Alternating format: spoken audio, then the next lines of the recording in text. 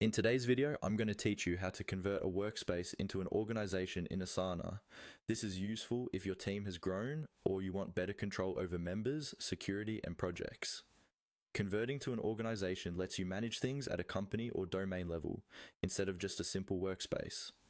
First, open Asana and make sure you're logged into the account that owns the workspace you want to convert. Once you're on your Asana home screen, look toward the top right corner of the page. You'll see your profile icon. This might be your initials or a profile picture. Click on that profile icon to open a small menu with account options. From this menu, look for the option called Admin Console. This is where you manage higher level settings for your Asana space. Click on Admin Console.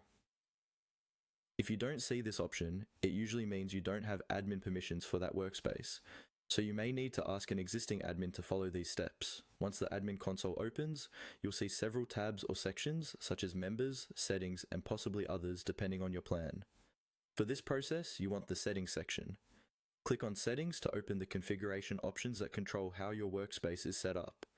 Inside the settings area, scroll or look around until you find the option that says convert your workspace to an organization.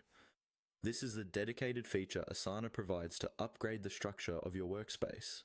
Go ahead and click on Convert your workspace to an organization. At this point, Asana will guide you through a series of on-screen prompts.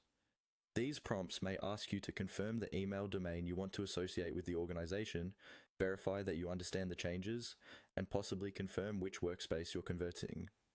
Carefully read each message and proceed step by step by following what Asana recommends on the screen. As you follow the prompts, double check that the email domain shown matches your company or team domain, because organizations in Asana are usually tied to a shared email domain, like yourcompany.com. Once everything looks correct, confirm the conversion when Asana asks you to finalize. After you complete the prompts, Asana will handle the conversion in the background. When it's done, your former workspace will now function as an organization, giving you improved member management and more structured control over teams and projects.